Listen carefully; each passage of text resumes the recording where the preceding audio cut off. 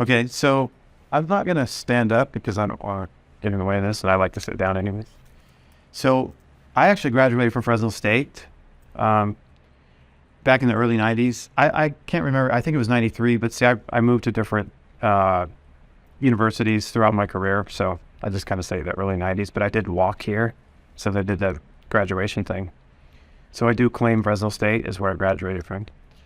I'm also a broker, so when I went to school here, I took the classes that I needed to take in order to be able to take the broker's license. So I became a real estate broker. I still have that license today. I have to renew it every 4 years. I recently become a licensed financial advisor. I'm also a vice president of a regional water treatment company. We actually treat the water here at Fresno State. In fact, when all this construction going on, when they had that meeting about the planning and all that stuff, I was actually in that meeting. And I hold a T2, D2 water treatment license. Those are a couple of licenses that I've held water treatment related. I've owned several businesses. Basically, I've been trading online for a long time. I'm also an author. I wrote a book in 2019 in that book. So all these things, the way I kind of want to look at this is I'm trying to get it from your guys' point of view, because you guys are like 20 or 23 or whatever. What I was kind of thinking at the time and how I kind of approached all these things.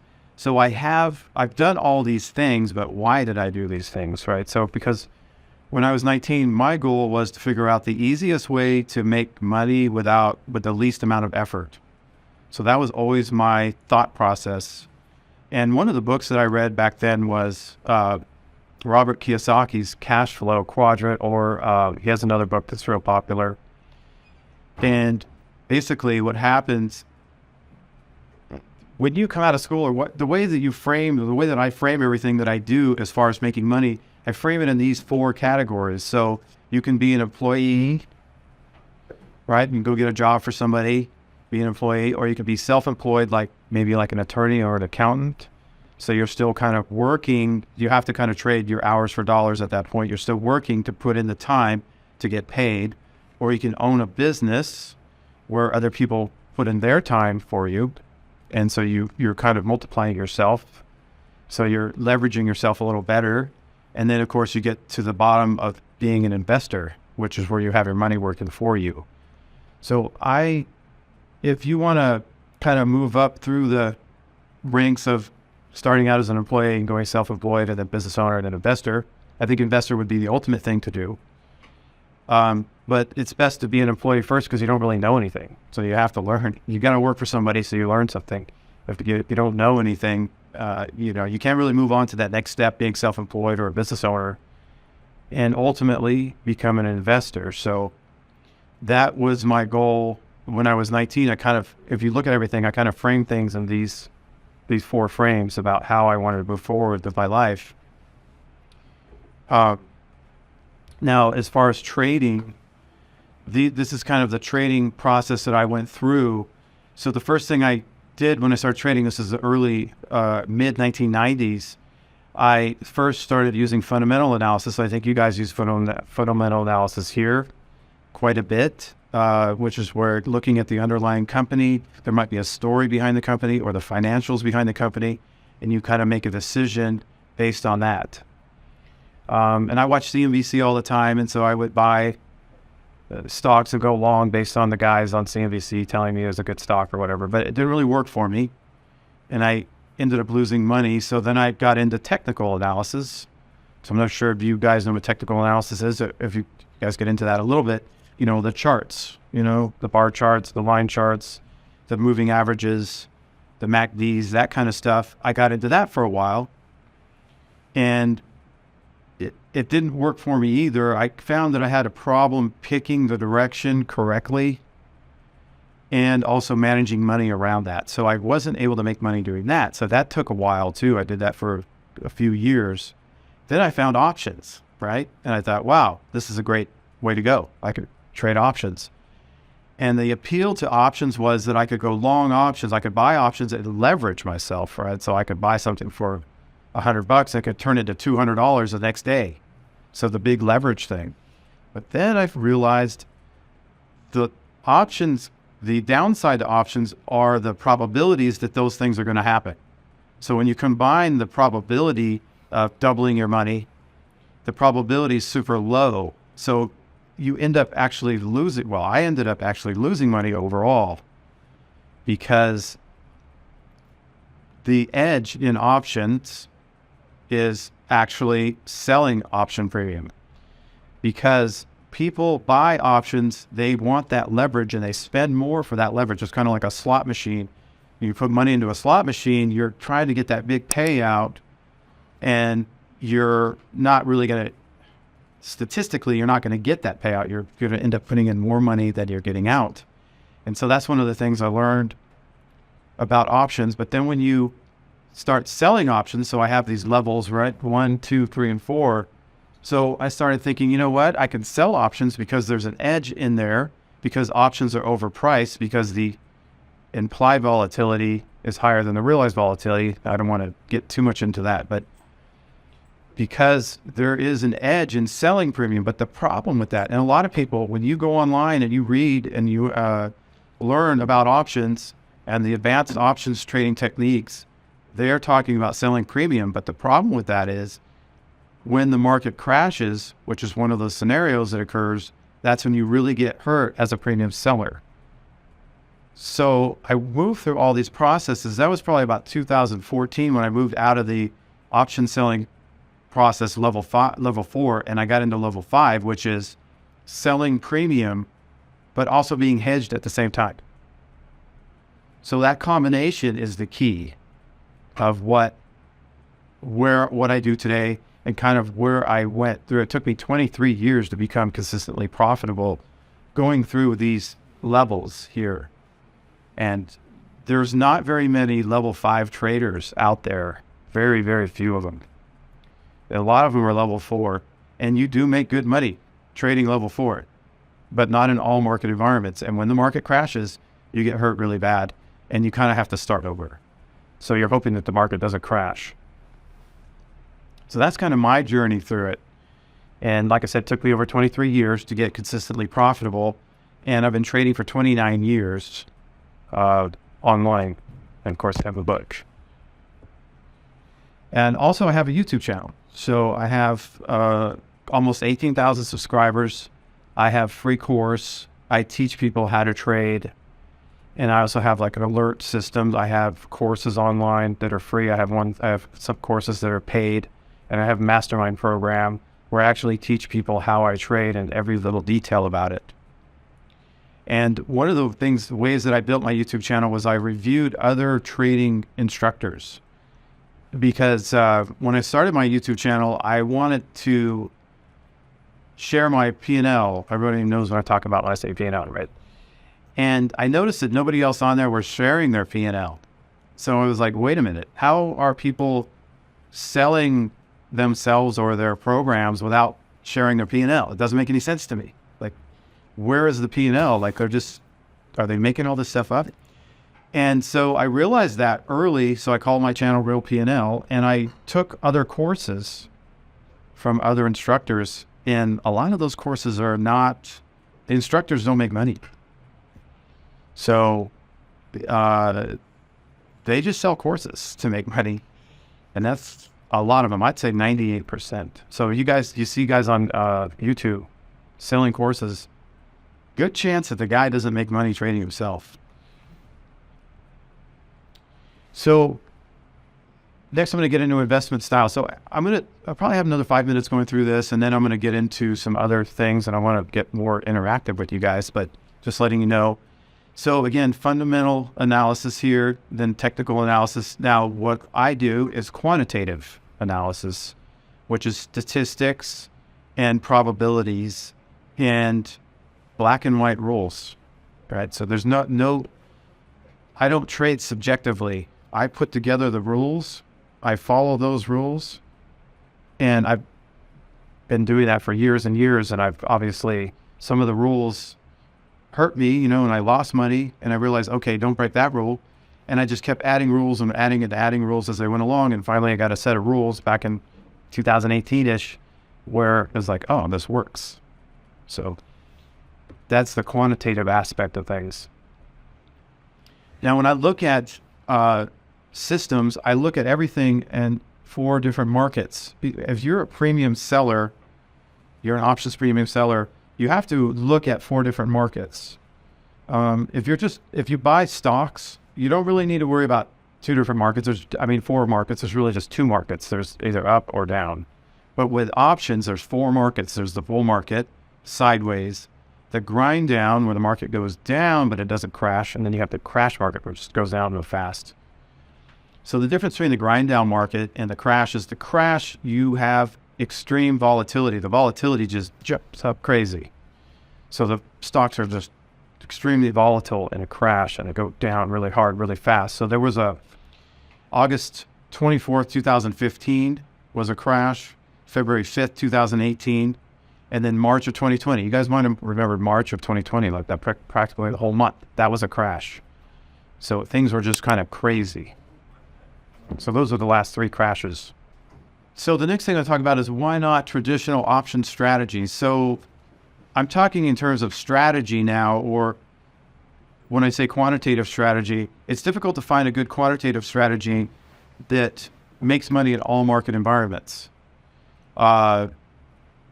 Like I said, this level 4, well, it's back here, the level 4 trader will make money in 3 out of 4 market types, but when the market crashes, they're not making money, they're losing a lot. And they typically use these traditional strategies like, so you're a few long call or long straddle, calendar spreads, iron condors, butterflies, short calls, bear put spreads. Here's your traditional trade structures that people use. And this is a level 4 trader. All right, not level 5. There's a more advanced trade structures that are built to not only collect premium and have an edge, but also protect you in a crash. So that's kind of the difference between what I do and what you see typically out there. Again, competitive advantage. So these advanced trade structures, you have the edge. One of the edges is, again, the difference between applied volatility and realized volatility, or basically people overpay for options because of the leverage aspect of options. They're willing to overpay. So I'm going to sell that to them. And then also there's a non-directional aspect to the way that I trade. So if the market goes up, I have a plan and I'm not worried about it. If it goes down, I have a plan, I'm not worried about it. It's not affecting me that much. And I still make money whether the market goes up or whether it goes down. So I put the whole trade plan together to be built around that. Also, we're long volatility. So there's only one asset class that you really want to own when the market crashes, because if you own stocks, what happens is the stocks become correlated together and they all go down together. So like in March of 2020, everything went down because there's liquidity. Everybody wanted liquidity. So gold went down, oil went down, blue chip stocks went down, small caps they all went down because everybody was trying to get their cash out. But there's only one thing that went up. There's only one thing that you wanted to be long at that time, and that was volatility, right? So that's what saves the day. So you want to be, that's one of the things that I do. And also you want to have controlled drawdowns. Drawdowns meaning how much does your account go down by? Because think about this, if your account goes down by 50%, which, I know that doesn't happen very often, but say you start with $100,000 and it goes down 50%, so now it's only worth $50,000. So how much of a return do I need to get back to even? How much percent return do I need? It goes from 100,000 to 50,000. Anyone, what's my return? What do I need to make to get that? I gotta make 100% and get back to even. So you want those drawdowns to be minimal. So that's one of the other keys. And so I've been able to structure options in such a way that it actually keeps the drawdowns to a minimum. They're actually less risky. A lot of people hear the word option and they think more risky, but actually the way that I trade them, it's actually less risky. So I wanted to kind of get this point across. And then also, what are some of the advantages to options or this advanced trade structure is, again, non-directional, and it also creates diversification. One trade structure and one way to manage it creates diversification throughout all four market types. Time's on my side. As time goes by, I actually make money because I'm creating data. I'm collecting data. So that takes care of the edge and, the lower drawdown aspect of things and, better return on risk. So there's advantages to options trading if you have like an advanced way of doing it. And I think that one of the points I want to come across is that if you're not doing it this advanced way and you're doing it kind of the traditional way, there's a lot of disadvantages to that. So I'm going to get into Option Net Explorer right now, and I'll put in some of these structures. Let me put into some of these structures, and we'll talk about that. But are there any questions at this point? Because now I'm going to get into more of a dynamic situation. I don't really have more to present, but I'm going to put in. Does anyone want to put in something that's? Well, first of all, this is Option Net Explorer. Okay, so any stock that anyone wants to look at? Apple. D2. What? We want to do D2. DG? Well, I don't know if it has liquidity in it. What is that called? DIG. A Dollar General? DG? Okay, yeah, that's maybe stop it. It doesn't really matter for me, the stock or the underlying. I trade /ES, the E-minis, and SPX. So the options on the S&P 500. I typically don't trade these stocks, the individual stocks. My main bulk of my money is in SPX options, right? Because they're the most liquid options. So let's say, does anyone know, give me anything you guys want to put on, we can go along a call, see what that looks like. Or actually, let's do this. Karl, you're on your slideshow like that. That's okay. Tools. All right. So, for example, let's say that let's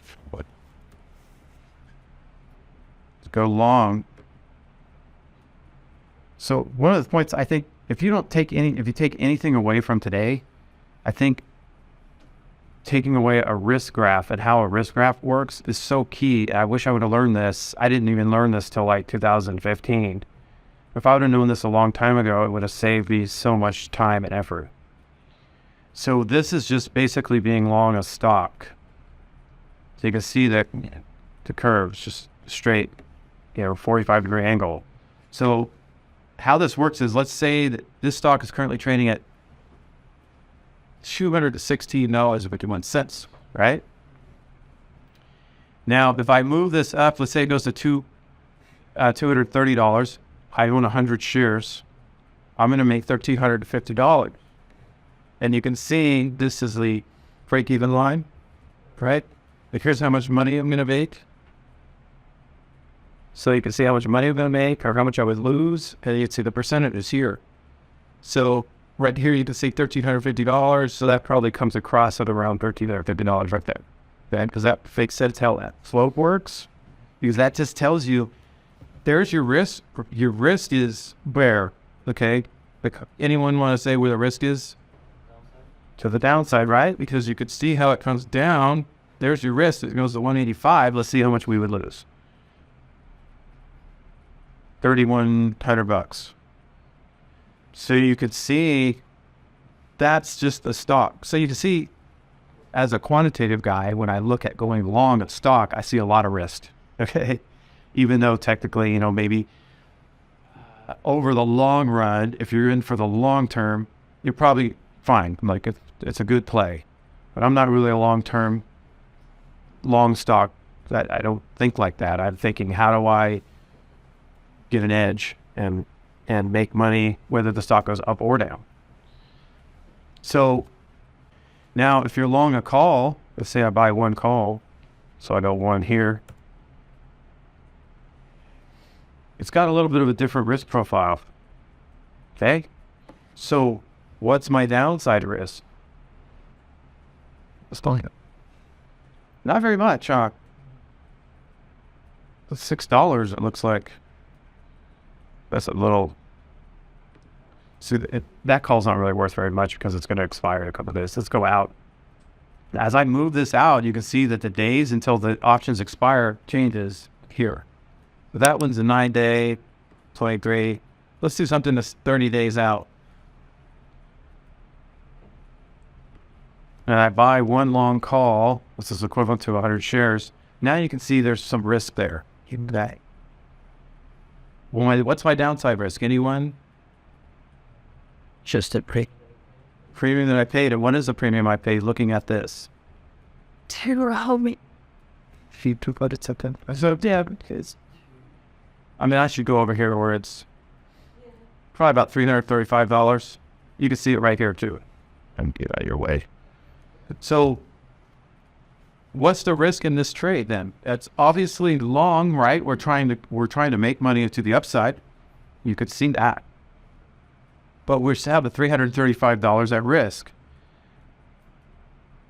So, wouldn't we be better off just buying an option compared to buying the stock or not? What's your thought process?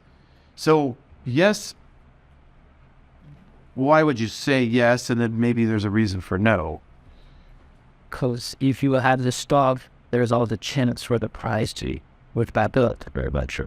You could lose more than $333, right? So there's the advantage of going long an option. You got the strength and power as if you were long 100 shares, as if you're holding 100 shares, but then you don't have the risk. The risk is capped. That's why people like options. But what's the problem with this? Time is against you. You're already out of the money. Time is against you. You're already out of the money. So now, for you to make money at expiration, this line right here is expiration with it. For you to make money, you have to go all the way to 223.41. You got to go. It's got to move for you to make money far. As opposed to if you just had 100 shares, it would just move a little bit, you make money. And time is running against you. Right? You only have a certain amount of time before this thing expires. So the problem with going long an option is what? Anyone? Why is that a problem? Because of the probability, right? The probability is now low that you're going to make money because now you got to go for 216 to 223. That's a lower chance of going from 216 to 217. Makes sense? So that's the problem with buying options is your probabilities go against you. The chances are not good that you're going to make money. It's like a casino. And that's why you can sell options. You sell the option, you get just the exact opposite, right? So where's your risk on this one, anyone? Risk is to the upside, right? And then, what's the problem with this trade? It's like your profit is capped. The other one, your loss was capped. Now, because you sold an option, your profit's capped. That's not cool, right? You want to make money. But what's good about this trade, though? You're getting the money, and it's like you're getting there, yes. And what's the word I'm looking for? Starts with a P. Probabilities. Your probability's higher that you're going to make money on this trade, even though you're capped. So you're giving up upside for the better chance that you're going to win. Right? Now, what is the probability? Well, anyone know what the probability of that stock making money is approximately of that position? 0.39, the delta. Yes, but it would be the opposite. So you have about a 60% chance of making money in this trade. That's why you sell premium, you get higher probabilities. You have a higher win rate. Wait, sorry, what was the probability you said? So the delta is like 40, approximately 40. So you take the opposite of that, and you can see it in the risk graph. See, I don't think like you're thinking. If it's a call, I do this. If it's a put, I do that. I don't think like that. Somebody says, I'm going to buy Apple call, the 220 strike call. I'm going to sell the 215 put. I'm going to buy the $48 call. Okay. I'll just put it in the risk graph and I'll tell you exactly what's going to happen or what could happen and why it's good or why it's bad. So can you explain the risk graph a little bit more? Like maybe go into like those lines that you were mentioning and, you know, So where you're analyzing it. Like how do you analyze a position? So Using the well, I'm just analyzing right now a short call. So I'm analyzing, thinking, okay, my risk is to the upside. I know I have a high probability because for me to start losing money, the stock has to move. It could move anyway all the way down here and I don't lose. And it could move all the way in here and I'm still going to collect that full money that I sold it for $334. So I can see that it's a high probability situation, but it's got a lot of risk too. A lot of risk there. So I don't like this trade, but it's something that I can explain. You know, say I did something else. So somebody wanted to come up with some other idea where they said, okay, well, we'll buy the 220 put. Okay. Well, now you're kind of pretty much just short of stock. That's pretty much always being short of stock. So that's called a synthetic. So if you don't want to buy the stock or sell the stock, you can use options to put on that same position. That's what market makers do. They have positions on and they need to neutralize their position. They need to not have risk. And so they use options to offset the risk that they have. And that's why, and they make that little bit of bid-ask spread. That's how they make that money. So we have to go. Don't mess with me. Okay, it's good to meet you. Thanks. Hey, it's all good. So you bought or you sold a call at 220 and then you bought a put at 220? That's right. So That's what it looks like? So that's basically a synthetic short stock. It's the same way as getting short the stock. I just happened to be that way. I mean, it was just whatever I put on there. What if, whatever you guys can think of and imagine, you just tell me what you want, what your idea is, and then I'll put it in here and I'll say, you know what, there's risk to this and there's no risk there, and here's what's good about it, here's what's bad about it. It's just all right there for you. It's like these, if you want to trade options, learn how to use this risk graph because it's really tells you everything you need to know. So, so does anyone know what so I just went over like a long call and a short call. How about, does anyone know what a strangle or a straddle is?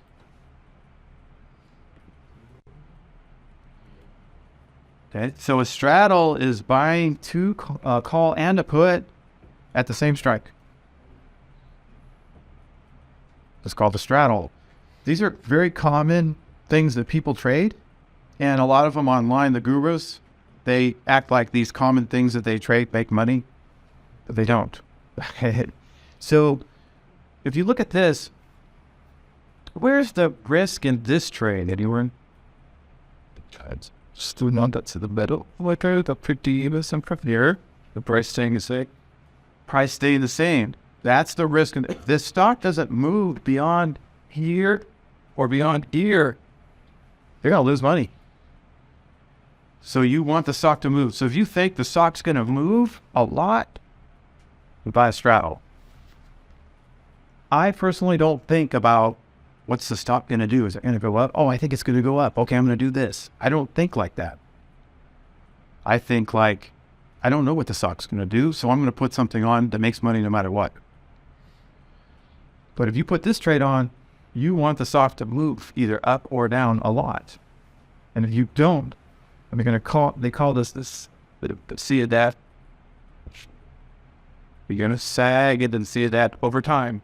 Each one of these lines represents a certain amount of time. As time goes by, every single day, your theta is, you're losing $14 every day in this position. That's your negative theta. It's better to put on trades with positive theta. Well, let's say we put on one with positive theta.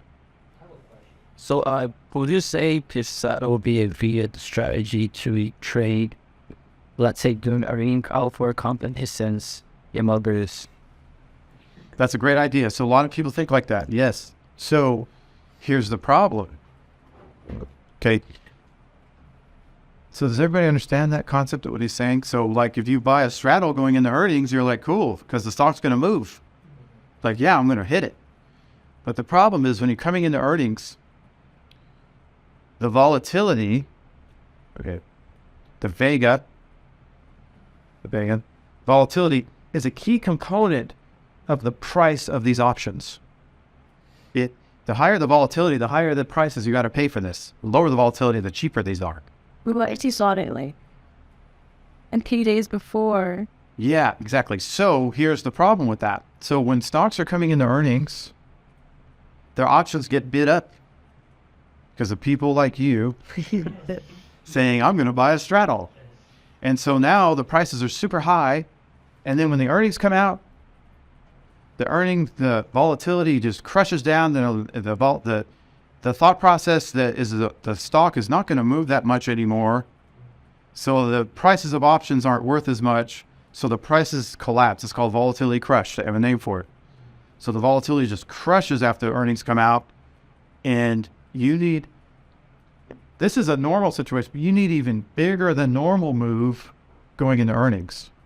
And if you actually take the straddle and you and figure out what the price is, let's say it's $2, going along the call, going along the put, you take 85% of that, and that's approximately what the expected move is at earnings. Okay, if you use the right expiration date, of course. So you can figure out what they're expecting that stock to do at earnings. How much is expected to move? Expected to move $5, $6, $10. You can calculate that with options by looking at the long straddle that's going to expire right away. It's going to expire in the next day or two. We're taking 85% of that and saying, okay, that's how much they think the stock's going to move. So that's already priced in. That's basically what the answer is. When you're adjusting the time frame for your the calls and puts, what factors go into about that decision? How far out of the market we want to go, or you just have back tested no active TBAs 30 days? Back test after back test. Let's see how many back tests I've done here. If I go to commit trade right here, and let's just call it something, and commit it. Now, you see that's trade number 10,493. So the answer to your question is back test, back test, back test. I mean, I've done over 10,000 back tests on different scenarios. That's what gives me the knowledge to know all this stuff because I put in the time to do it. So it just depends on what you're trying to accomplish, of how far, they call it days till expiration. Right here, 30 days, 37 days. What are you trying to accomplish? There's different techniques and different things that you use for different DTDs, days till expirations. Any questions about anything? Because you definitely, so for example, this is, okay, let's go back to this. This is a straddle. But is it long or is it short? Surely. It's a short straddle. So I sold the call and I sold the put. So now what do I want to happen? I want the stock to not move. And as time goes by, I make money. And that little dot right here rises up. And as that dot rises up, it correlates over to, let's say, $500. Make sense? So as time goes by, if stock doesn't move, I make money. But what if the stock has a big move? There's a lot of risk there. Great. So one of the things that I like to do are broken wing butterflies. So let me see if I can put one on easily. So here's a kind of a different kind of a thing. It's like a butterfly.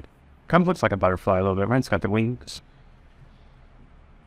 So you could, tell me what happens. What do I want to happen here? Anyone? Price for that. Price to go down just a little bit, not a lot. I want the price to come down. You guys see that? Yeah. So here, I'm not going to make any money, but if the price goes up, I'm going to lose money, right? And if it goes down, I'm going to make money because it's going to come into this opposite of the sea of death. It's going to go into this tent that's going to suck it up. Over time, this thing's going to make money if it goes down a little bit. So if you think the stock's going to go down a little bit and then just kind of hang out there, this is a good trade. But the problem is, of course, you have risk to the downside over here. You see how if it goes beyond a certain point, you start getting that big risk. See it? Start getting a lot of risk too. If the price goes beyond 193, you're like, oh no, I didn't want that to happen. So what are those lights? These lines, individual lines. So for example, if you look at it here, this line, this green line is the T plus 0, time plus 0. That's today. So if the stock went to 204.77, today we would be at that green line. But we'd be up there at $31. The red line is 7 days from now. So in the future, what's this scenario going to look like? Well, in 7 days, it'll look like that red line. The other one is the gray one. That's 14, 21 and 28 days. So in 28 days, it'll be way up there. So as time goes by, it has an effect on the options, and you can see how it is affected with this risk graph. So you can see what's going to happen in the future. What do I want to happen? Based on the delta, it looks like you wanted to go down a little bit because it's negative. Right. So if you look at the delta here, it's negative 17.49, which tells me for every dollar that stock moves to the downside, I'm going to make $17, and for every dollar it was up, I'm going to lose $17. Delta. So what is a gamble? Gamma is the curvature of the T plus 0 line, which is probably a little complicated for you guys, but that's fine. I told it a little bit. So the curvature, let's look at the T plus 28 line because it has like a lot of curvature to it. See this one? It's like this. See the pink one? That's the gamma. The gamma is what that looks like. What's the curvature of that thing? It looks like this. I like to trade with flat gamma. Okay, because if you look at it, let's say that the price is right here in the middle, right where we want it to be, right? That's kind of ideal. But you can see that you have risk now to the upside and you have risk to the downside. How do you know that? Because you can see your gamma line. Your gamma line telling you you're at the optimum spot. If it goes down, I'm going to lose. If it goes up, I'm going to lose. Because I can see the curvature. If I have a flat gamma, I'm not going to lose no matter when it moves. This is how I trade with flat gamma. And go up, go down, I'm not getting affected that much. These traditional trade structures, butterflies, iron condors, long calls, short spreads, all the stuff that you hear about, they all come with this type of risk, directional risk. What's happening is with options, the advantage is that you are going to sell premium, and over time, you're going to get paid for that because the options are depreciating and you are collecting that. But the problem with traditional trade structures is your delta or direction overpowers the theta. Okay? That's why those systems don't work very well, because they're really directionally dependent. If you don't pick the direction right, you're going to lose. Where if you have a good trade structure, more advanced, you don't have to pick the direction right, you just collect the theta. So those are the weaknesses of the traditional trade structures, is that you can't outwork the theta. The direction does not outwork the theta. So how do you flatten movement then? The line exactly? Or gamma ray? Well, that's where we start using very specific, more advanced trade structures that took me years and years to just find and to play with. I can put one on if you like. Okay. Would be like the PL5. Okay. So here's a trade that I developed called the PL5. It go out of time, of course. I'm going to do it on SPX.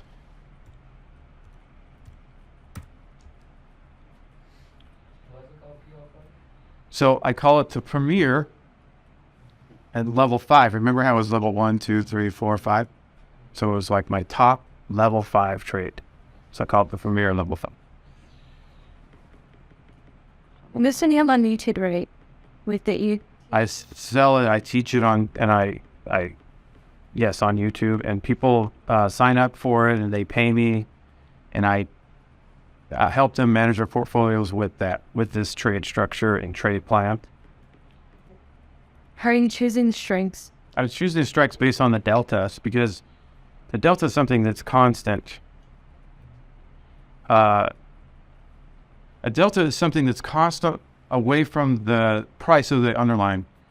So if you have a delta of 40, it's typically going to be the same as a delta of 40 in the future being away from the underlying. So it's kind of like a constant that I use. I'm not sure I can explain that really well. How would you explain it? I wouldn't. I don't know. Okay. Yeah, I mean, you know it, but I'm just not sure how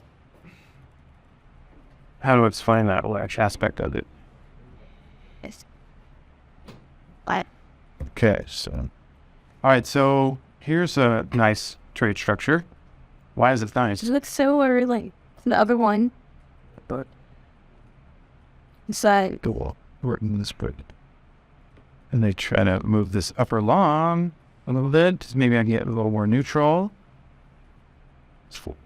You see how the deltas, look at the deltas though. How low they are.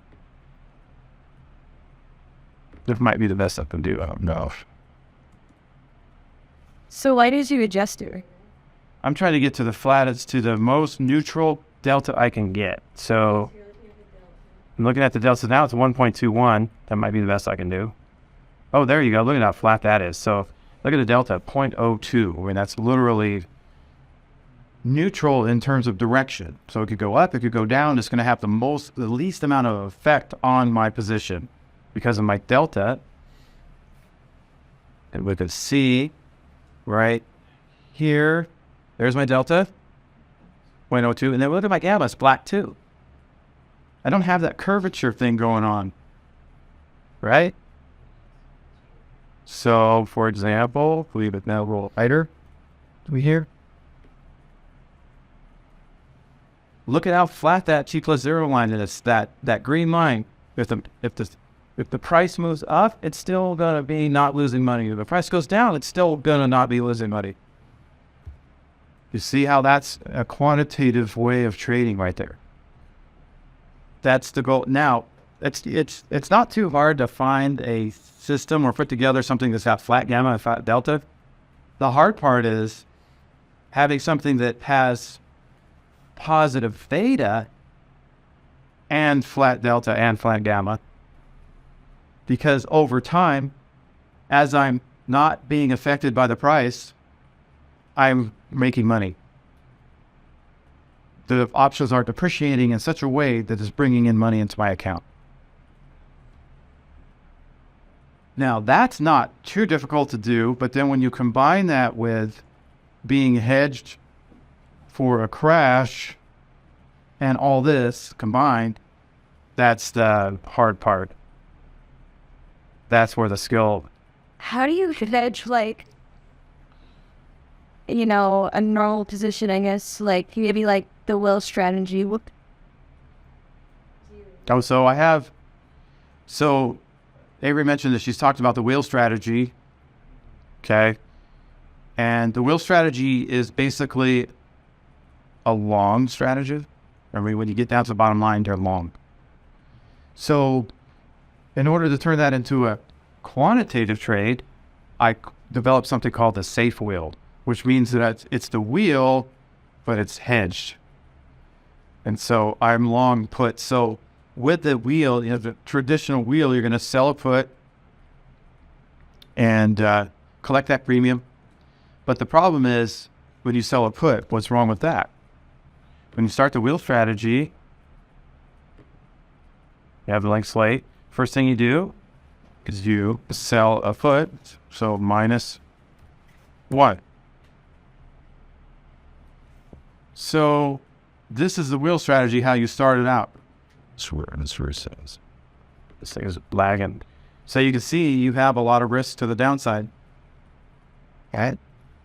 Let's say you sell the 4150, and the stock is below 4150, so I get a sign now I own the stock.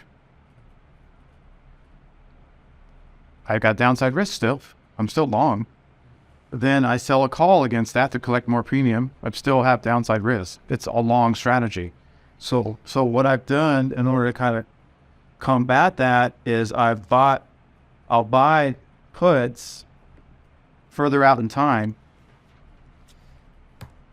to kind of break that down. 49. I just threw something in there. It's not like the exact strategy or anything. Yeah.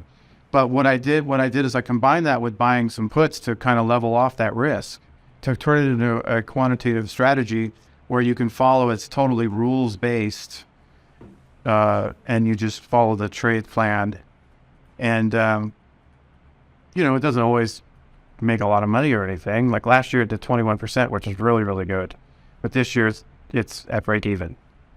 So it's not like this major thing where you're going to make a lot of money, but it's a quantitative way of trading the wheel strategy. It takes away a lot of the risk, almost all of it. And the way I did that was I bought further out in time puts that don't depreciate as fast, and I sold closer puts that are going to depreciate because at the end of the week they're going to expire. So you're referring to theta when you say depreciate? Yes. So I'll buy something long that doesn't depreciate, doesn't have a high theta, and I'll sell something that has a high theta and win right there. So that would be, so the wheel strategy can be hedged and it can be put into a quantitative strategy, because that's what I did. In fact, on my YouTube channel, I do live streams every Monday morning at 7:15 a.m. and I give away that for free. I actually trade that strategy in my account with real money, and people follow me and they can learn that strategy, and I do it for free. Why would someone do a short straddle if they can do this or short the straddle? How would they say it? Because they think they know the direction. They think if they were short a straddle, so that means they don't want it to move. So they think, well, the stock's not going to move very much. I know it. They really don't, in my opinion. It was the same though here. But with the straddle, there was like a never-ending risk. I know. Isn't this a better risk graph? And that's why you want to learn risk graphs, because you can accomplish a short straddle with different trade structures and get the benefit of a short straddle with less risk. If you understand options, or if you play around with this stuff and figure out how the risk graph works, you can do that. Exactly. I would rather place this trade than I would a short straddle, but you kind of almost get the same benefit. And that's the advantage to understanding risk graphs. If you trade options, you should understand risk graphs. That's key. So, okay, so I want to just get into any questions. Was there anything else that you had on the agenda? So I don't remember beyond this point. I knew I wanted to get into this. I know I could get into the safe wheel and the details of that, but I think the gist of it, I kind of got into it. This got Form free. No, this thing costs $200 a quarter. It's not cheap. But this is from like Thinkorswim, right? This is Option and Explorer. So Thinkorswim, you can do the same thing with the Analyze. This is Avery's computer, so it's not set up. Oh, let's see here. This is the one which she's what teacher has before, right? Yeah, so it's not really set up right. Here's a risk profile right here. So I can do something, I can create these same risk profiles and everything in Thinkorswim. Yes. And that's what I would do because it's free. It's not as good, But it's way good enough. Like it's not that far behind. It's not that, it's probably about 90 to 95% as good. That's good enough. But you guys can play with this in Thinkorswim and do the same thing. So you mentioned that if a party with trades and strategies are non-directional, so like doesn't matter the bull market or the bear market, but is there like a certain strategy that's favorable during bull market or bear market? Full is like it doesn't really matter at all. yeah, bull markets tend to be not as good with the strategy that I deployed. Crashes tend to be really. I think you need like, do you have, because how many like strategies do you have that are proprietary, I guess? Okay, so I have like the safe wheel. I've got like my earnings edge. I've got my synthetic dragon and my premier level 5. Let's just say there's 4 of them, right? So are there strategies that are better in like the bull market, and are there some that are better in the bear market, or are they all just like neutral? They're all neutral. The earnings edge is almost like buying a straddle where I want the big move, but I buy that straddle at a discount. So that's totally different than all the other runs. That's a different ball game there. Going into earnings, all kinds of things. So that one I want a big move. But the other ones are all pretty much the same, where the bull markets aren't quite as good for it, but it still makes money. And then you've got the sideways market, makes money, and then you got the grind down market, makes good money. Crash market, once the hedges activate, makes really good money. So those are the main where I have most of my money allocated. I mean, I got like 80, 90% of my net worth allocated into these trade systems, into those 3 that I talked about, like those type of trades. So the thing is, if it doesn't make money in a bull market, at least if it doesn't keep up with the S&P 500 in the bull market, it's still making money in the bull market though. As opposed to when there's a crash or a grind down, the S&P is losing. So in 2022, the S&P was down 20%. I was up 24. Well, that's pretty good. And then you've got the bull market of 2021, where the market was up like 28%, and I think I was up like 23. So, I got outperformed, but okay, well, what happens when the market goes down? What's going to happen, right? That kind of thing. And another question. So like for us that will have much capital and say to start trading options, what would be the best alternative route? You probably want to be a level 4 trader. You know how I mentioned level 4? And you're just trying to you're kind of taking a chance and trying to get your money up to about $30,000. That's kind of the point where I think you start trying to get conservative. So you want to try to blow it out and try to hope that the market doesn't crash, and you can just make really good returns doing level 4 trading and get it up, and then get conservative as soon as you can, because the market will crash again if you just don't know when. And you can make good money until it crashes with level 4 trade type styles. And one place that you can go to learn level 4 is a website called Tasty Trade. I don't know if you guys have heard of it, but that's all level 4 stuff, and it makes good money and chill the crash. You can go watch my review on Tasty Trade if you like on my channel. So what's the worst about it with the current market, like early game? Here was swing. Robbie, what do you think my answer is? I'm sorry, what was the question? Where do I think the market's heading? Claire, what do you think my answer is? I don't know. What? I don't know, and I don't care. So I could have an opinion and all that kind of stuff, but I really don't. It doesn't matter to me. Right? Big crash. I like the crash. Yes, I like the crash. I like the down markets because then I'm outperforming. I like that. Bull markets I don't like as much because I'm typically underperforming. So, yeah. Okay. Any other questions? Maybe I think we're coming up on the 1 hour mark. I thought we might go longer than this, but I'm okay with not going longer too because I think I got to everything I wanted. Yeah, you guys had questions about deltas or Greeks or anything? So no. Since we just started learning of options, would you say, well, understanding this web and then breaks out are the most focusing? Yes. You need to gear everything you're doing, everything you're learning, everything you're trying to deploy into a risk graph. And understanding why things are happening and what happens when the market goes down, what happens when your stock goes down, what happens when it goes up, what happens if it stays there. What are you trying to accomplish? I have always been trying to accomplish making money whether the market went up, down, or sideways, no matter what. That's been my goal because I'm a quantitative trader and a quantitative type thinker. I don't know what you guys want to do. If you like being long a portfolio, I think you're fine. If you want to hold for 20 years, you'll be fine. But I don't trade like that. Well, it's not really trading, it's investing. I'm a trader, not an investor. They kind of are investors. True. How are we investors? We have Clovis Wealth Partners, which is investing. You know, it's asset management, but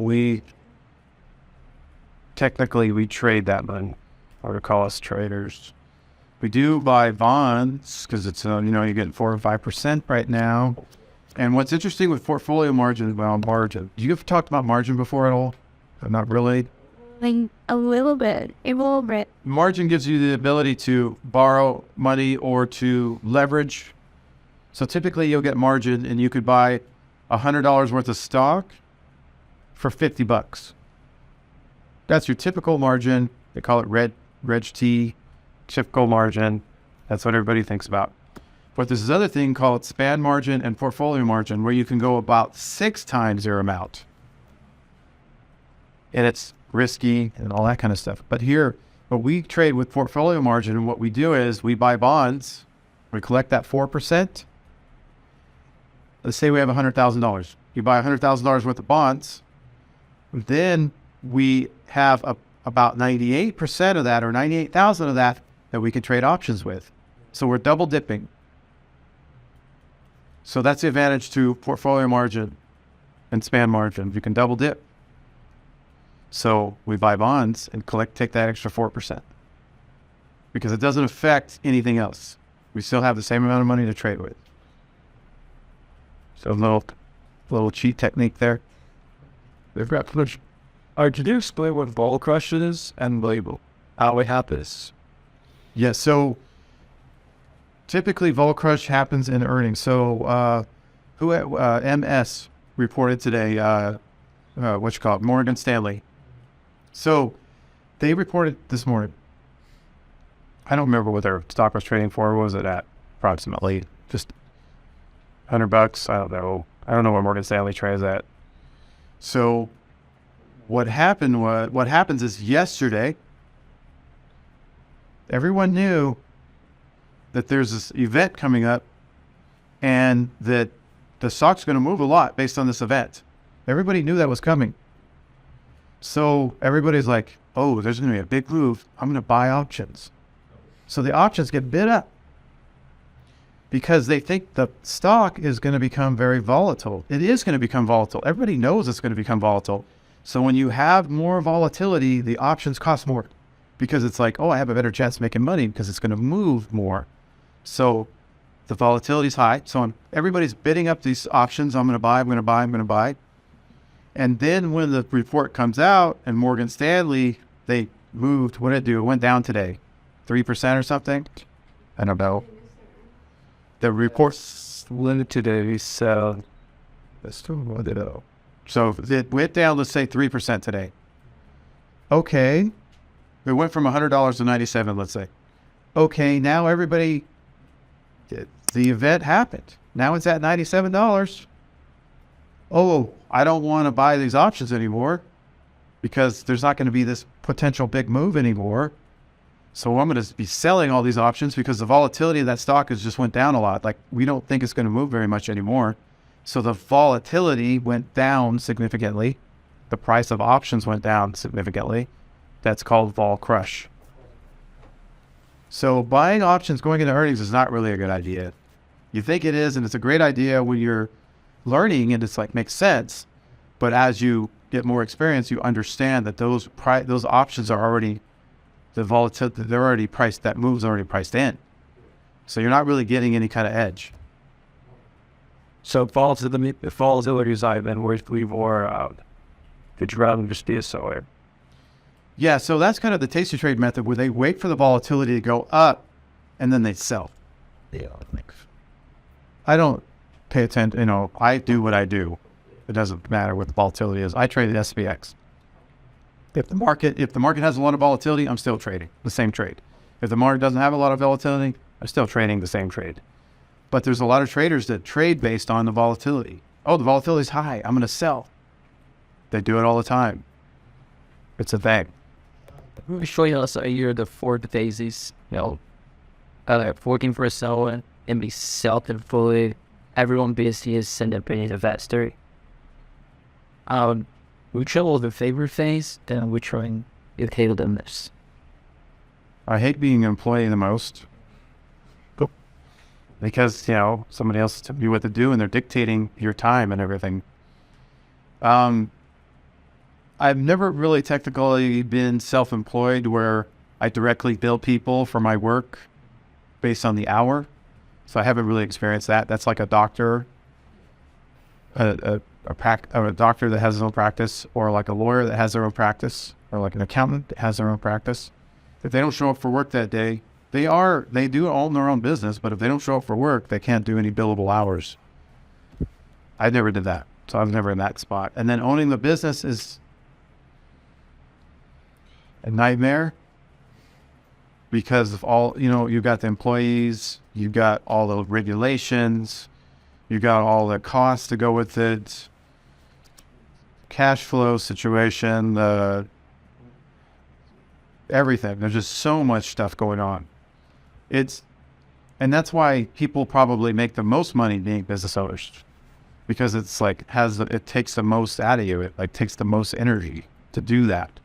But then those are the people that are the most wealthy, because it's just a lot. And you don't ever get off of work, until you fall asleep, because you're always thinking about work, because you're always thinking about what do we got to do next, because there's just so many projects coming at you and you just can't get them all done. You're never done. You know how you guys are in school right now and you're just never dead? Yeah, that's owning a business. And of course, investing, that's the best, because for making your money work for you, because you don't have any employees. You don't have a time clock. There's nothing pulling you. We dictate. That's definitely the best way to go, which was the ultimate thing that I've been trying. It took me, up until around 2017 or 18 or whatever to finally get figured out. And I'm 55 years old. So it took a while. And say you were self-employed, Jimmy Werner did it. No, I was never really self-employed. I was never really self-employed. Were you doing sales? Is that what? Yeah, I was employed. I'm still employed. I'm still employed. I helped my father run a water treatment company. Remember I don't know if you were here when I mentioned it. This guy right here works for the company. And it's a great job, though. I mean, if you're going to look at it from my point of view, I don't know about him, but if you have to have a job, it's really a good one, because you can control your own schedule, and it's pretty cool. But what was your question? Could you, so for each of these quadrants, you experience it personally? I've experienced I'm still experiencing all of them. Well, wait, yes. Because I kind of help run the business. I'm an employee of that business, but I also kind of run it. So I'm experiencing those two items. And then obviously the investing. You could say you're self-employed, though, if you're... The course. The courses, yeah, that's my own business. I guess you could call that self-employed, but but it's a very leveraged business. The online business is really, really good. It's not the same as a regular business because you're very leveraged. It's really good because you can, with social media and everything, you can put a wide net out. I make one YouTube video and that sucker gets, 4,000 views and I only had to make it once. And then that YouTube video makes me money. So it's a great model. It's owning a business model, but it's kind of a little bit better than your average owning a business model. Stuck. I got stuck about time. There, I was going to ask them, how much time do you claim it's with? Well, only because I like it. I put a lot of time, but technically, how much time do you put in? Because that would be the answer to this question. We're like 2 hours a week. And 2 hours a week would be what I would, less than that probably, what it would take to just manage my money, my own personal money. So it's the best way to go. Well, if we're just talking about training, it's like 1 hour every 2. Yeah, it's not that technical much. I set it up in such a way that it's hands-off approach. That was another aspect of my training that I wanted to do. I didn't want to be in front of my computer all day. Oh, the stock moved up. Okay, let me buy it. Let me sell it. If you're sitting there, it's like a job. I didn't want to do that. You got somebody else. So, like, how do you know when to, either get out of the trade or just hold it or just take a profit? Did you, So back tests. So I found a good trade structure and then I just back tested. I said, what does it normally take? How much money can I normally make off of this trade? Oh, I could usually make $1,000 every time I put it on. I could make that easy. I could possibly hold it longer and make 5,000, but it's kind of hits that $1,000 mark really easy. So I'm going to say, okay, so I'm going to have a profit target of 1,000. And then, I build it based on that. And then I back test that. How did that work? And then I would go into, when should I take a loss or whatever? When do I need to get out of this trade? So there's a time frame when you want to get out because maybe your hedges aren't going to be as effective once they get a certain age. Right? You've been in the trade for a certain period of time. Your hedges aren't as good. You know what? I don't want to be in this trade now. My hedges aren't as good, so I'm just going to get out. So those kind of things have dictated what you're calling, or what I'm calling, the trade plan. You got the trade structure, which I showed you guys, and then there's a plan around that structure. And the way that plan is developed is just, 10,000 back tests. Shredded. Again, we're good check there. Do you know these second order Greeks are Dana, Char, So gamma is actually a second order Greek. Oh, good. Behind delta. So delta's first order, gamma second. And then you've got char. You got color. Okay, color was the lines of those things. I just went over this yesterday with my mastermind group, but I don't really have it perfectly memorized. But you see color? Color is these lines right here. These gamma lines, the fact that they move over time, that's called color. All right. And then you've got char, which is kind of what happens to your delta over time. And so that's like the second order. The skew and concavity have to do with the relationship between these options in here. So if you put on a butterfly, there's 3 options that you're dealing with. So what's the relationship between those 3 options? And that would be concavity, but skew is the relationship between 2. Let's say you had a spread where you bought one and sold one. Skew is the relationship between 2 points. Concavity is the relationship between 3 points. I trade a system that has 3 options. So I'm always worried about concavity. What's the relationship between these 3 points? And that's something that reverts to the mean. So that's another way that the system makes money is by reversion to the mean. Price does not revert to the mean. Price can go up, up, up, up, up, up, and just never come back down. But concavity will revert to the mean. So I figured out a way to take advantage of that. I don't know how I got into that. But yeah, you're talking about second order Greeks. So Yeah, so gamma is actually a second order Greek. Charm, Well, Vama is a second order Greek based on Vega. Vama is the exponential moves of Vega. That's a second order Greek. is Rose? Rho's first order, and it has to do with interest rates. I don't know a lot about it because I don't care about it. I don't deal with it. It's not something I look at or pay attention to. It doesn't affect my trade. So I'm not like academically the guy to ask that question, but when it comes to making money with Greeks, I'm the guy to ask. They were treated like zero fees. No, I have not. A lot of people ask me about that, and I really haven't put in the amount of time and study that I would like to look at those, to see what that has. That could be possibly a decent level 4 type trade. But I haven't put the time and effort into learning it enough to really make comments on it. I've had a lot of people ask me to do reviews on people that do zero TTEs, because it's becoming really popular right now, because they put the expiration cycle to every single day. But I haven't played around with those enough to say that I have an opinion. So that's your book right there? What's my book? There's hard. You give it to me? No, I said you could check it. If I had more, I'd give you guys all the book, but I only have like 2 of them right now that I haven't ordered. I was looking for stuff. Is that right? Yeah. Oh.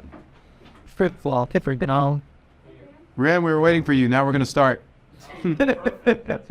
Actually, we're just stopped at ending. Yeah, thank you so much for coming. This. Oh yeah, yes, that is crazy. What happens when you do? Go. Yeah. If you're a trader looking for trading consistency, if you keep changing your approach, looking to add one more rule that will get you over the top, I'm going to help you for free. Stay with me for the next minute or so. Now, who am I to make this claim? My name is Karl Domm, Karl with a K, and it took me over 20 years to finally succeed to become a profitable options trader. And I have publicly proven to be a profitable trader since I started sharing my P&L on my YouTube channel in May of 2019. Now, my larger options trading account started with $110,000 and now is worth over $165,000. And I'm the only YouTube instructor that shares my daily P&L, proving that I am a profitable options trader. Now, I've asked many other instructors to share their P&L, but they don't, because they can't, because they actually lose money trading. And I'm frustrated with the lies being told. If you've ever taken an online trading course, I'm 99% sure that you're frustrated and that you've lost money following these instructors. And you already know that they don't share their P&L. Now, as far as trading myself, I just happen to have a passion for options trading. And I spent over 27 years learning and trading. And I'm not necessarily interested in the technical aspects of options from a scholastic point of view. I've been passionate about the most efficient way options can make me money. And this is my calling in life, as corny as that sounds. And I've even written a book on the subject, even though I hate writing. For some reason, trading ideas just flow into my head all the time. And I take those ideas and I spend hours and hours backtesting them. And after backtesting over 300 ideas, one of the trades I developed was a trade that I call the 2060. This is a proprietary trade I developed almost from scratch. I initially created the course to sell it. And I wanted to compete with these other YouTubers that were frustrating me with their fake claims. But what I've decided is I want to do what it takes to expose those YouTube fake gurus. And if I can offer something for free that is vastly superior to their paid products, maybe I could put a dent in their business, which in effect would be using my talents to help people. Because of this, I'm currently providing the 2060 course at no cost. And this is a full course. It's not a worthless free report or some piece of useless, non-actionable information. This is a full course with black and white rules that you can use to take action and learn how profitable options traders trade. This course is worth $495, but I'm giving it away today for free. See the link in the description to sign up for the course.